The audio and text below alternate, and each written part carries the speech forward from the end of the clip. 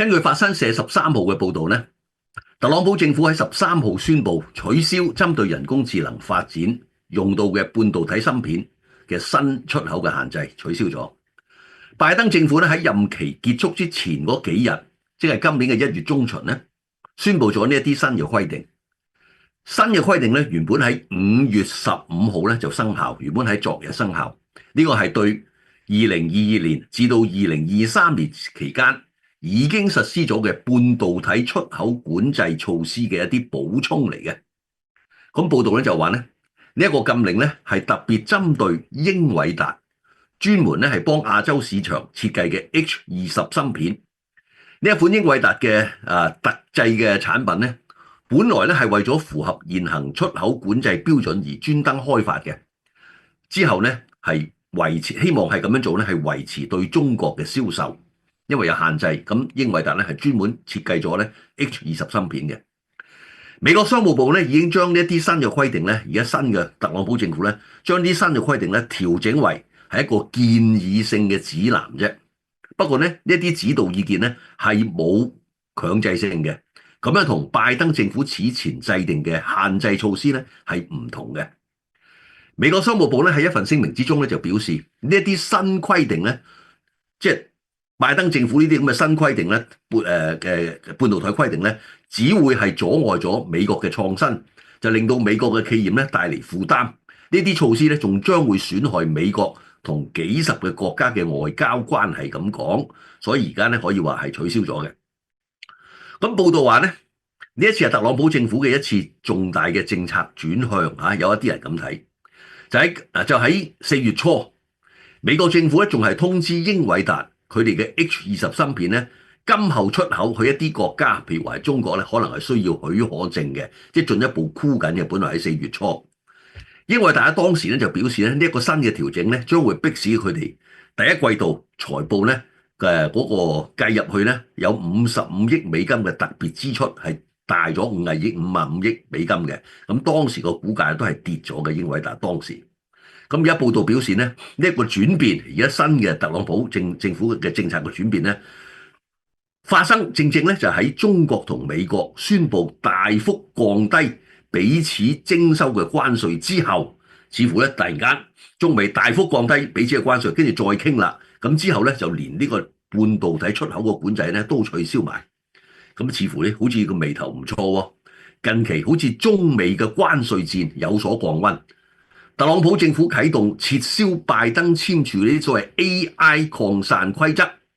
同時咧係宣布採取額外嘅措施，加強對全球芯片出口嘅管制，即係佢左手一樣，右手一樣嘅。第一方面，佢撤銷咗拜登簽嗰個 AI 擴散規則，但係同時，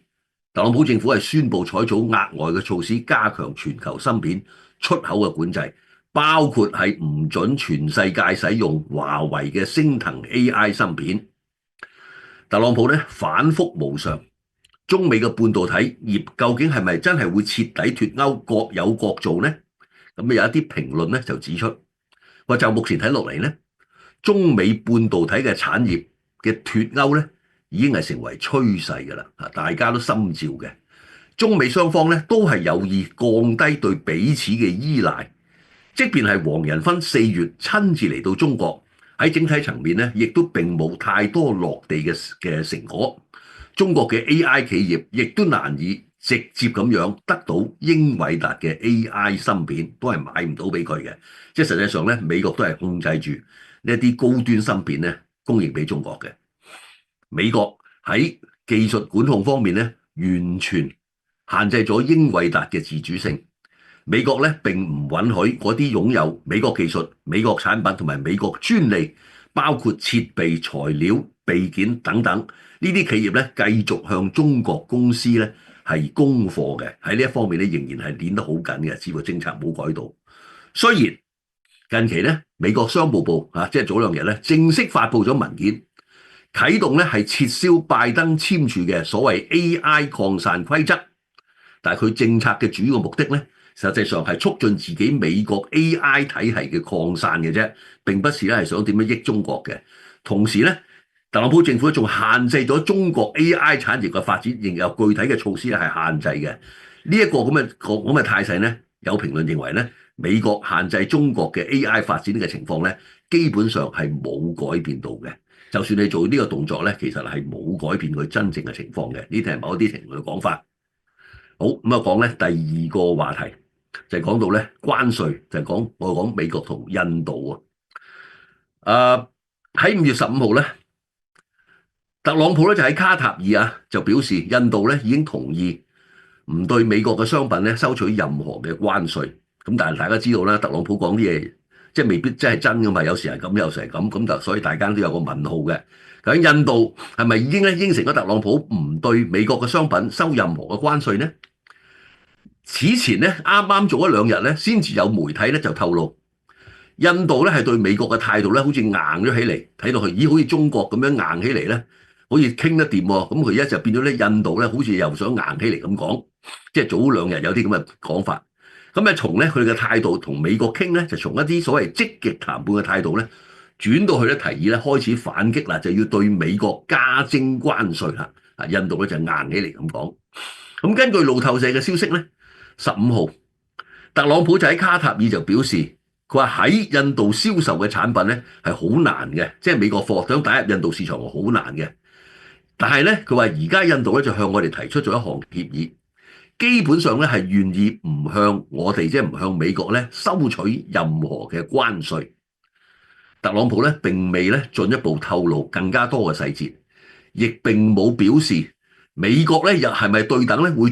降低對印度嘅關稅，或者甚至對印度係零關稅呢？冇表示。美印兩國咧而家正在咧就貿易協定咧係進行談判，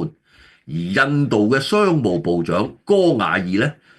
將會喺16號即係今日咧就會率團啟程咧去美國訪問，就係會傾噶啦。咁所以咧大家可能呢2日就會睇到咧真正咧美國印度嗰個態度係點樣樣。印度政府咧而家咧仲未就特朗普嘅言論咧發表評論嘅，即係而家佢公開講啊嘛，話印度唔會收將我哋嘅關稅降到0啊嘛，就係印度政府咧至到而家冇對特朗普講出嚟呢句説話咧作出評論。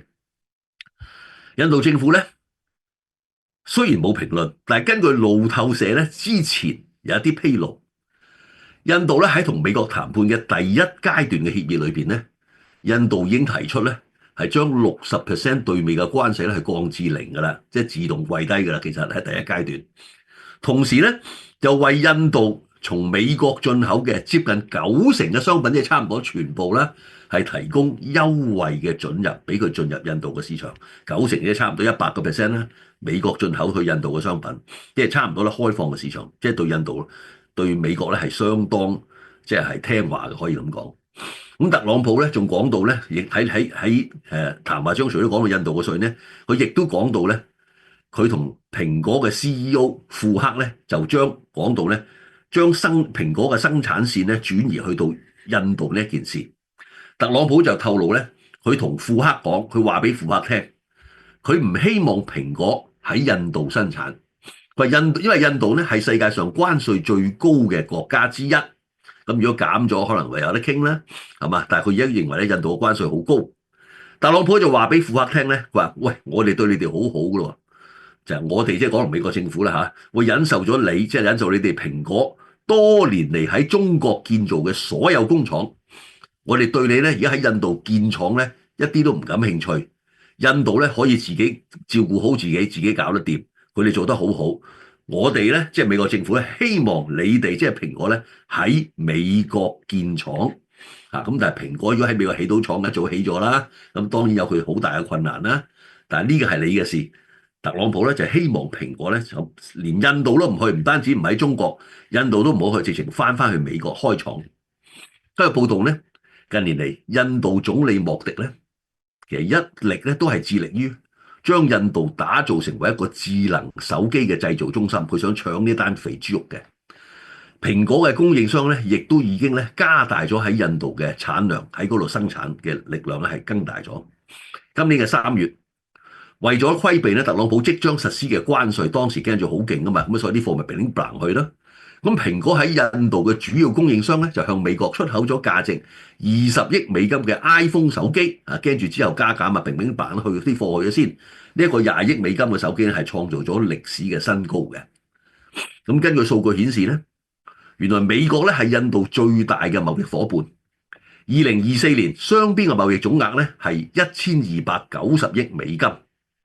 印度對美貿易咧嘅順差有順差，就457億美金。呢個當然係俾特朗普睇住啦。特朗普成日都話有順差，即係呃咗佢啲錢啊嘛。咁而家印度對美咧係有順差457億美金嘅。特朗普長期以嚟咧一直都抱怨印度關稅太高，損害咗美國企業嘅利益。咁自從特朗普喺第二任期開始以嚟咧，印度政府咧就積極同美國就貿易問題咧進行接觸嘅。今年2月，印度總理莫迪咧就訪問美國，成為咗特朗普上台之後接見嘅第4個外國領導人。特朗普喺4月2號咧就宣布咗大家好文明嘅歷史性嘅對等關稅。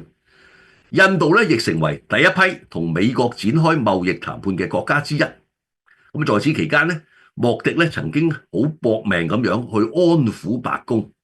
無論從貿易去到移民一系列嘅問題上咧，都係做出咗好大嘅讓步嘅。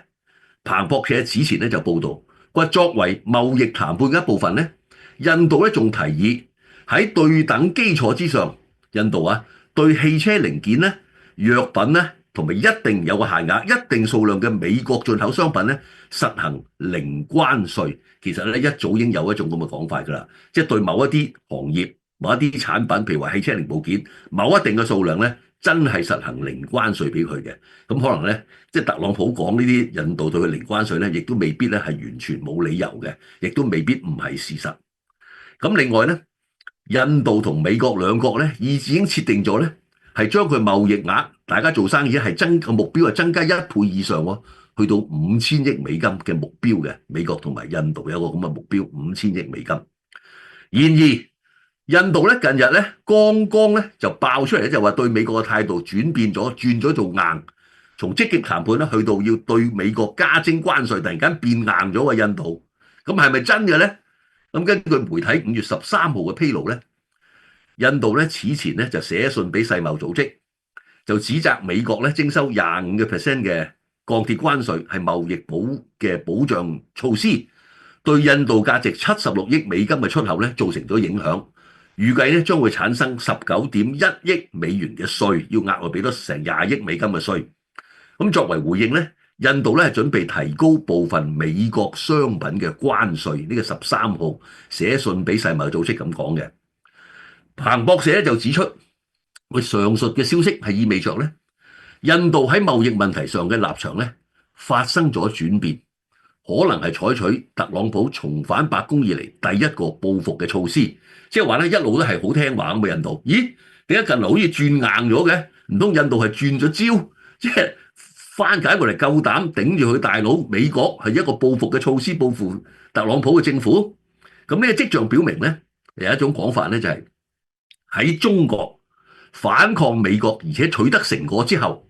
印度咧就似乎有樣學樣，正在喺談判之中咧就採取更加強硬嘅態度。即係有人咁講啦，就話印度已睇到，咦，中國硬淨係得嘅喎，咁佢又想學。咁報道話咧，雖然而家仲唔清楚印度點解選擇喺呢個時間咧係採取反擊嘅措施，有報道認為咧呢個可能咧係印度政府做戲嘅咋，一項談判嘅策略嚟嘅咋。因為咧，印度商務部長戈亞爾訪美，就準備咧16號就去美國進行貿易談判。咁所以早前幾日咧就炸地就扮到好硬淨咁樣，其實咧就一個談判策略嚟嘅啫，係做戲嚟嘅啫，未必表示佢真係有咁嘅底氣，或者係真係咧硬起嚟。咁根據印度嘅官員咧就話咧，印度計劃咧對美國嘅商品徵收報復性關稅咧，將會成為今次同美國談判嘅一部分，即係話咧會報復嘅，會加翻你稅嘅，咁啊同呢個談判咧係其一部分嚟嘅，咁講啦，即係印度官員而家咁講啦。更加重要係咧，上述嘅消息咧對外披露過幾個小時之前咧，幾個鐘頭之前咧，美國剛剛咧係大幅咗削減咗中國產品嘅關稅。即係我哋睇翻嘅時間咧，點解印度突然間咁硬淨咧？就係大家美國同中國咧，譬如美國大幅削減咗對中國嘅稅啦，似乎咧就係，咦，中國硬淨係有料到喎，咁跟住咧就幾個鐘頭之後，似印度咧又開始變得硬淨啦，又唔再即係反擊啦，反擊美國啦，就咁講。咁喺12號咧，喺中美舉行經貿高層會談之後，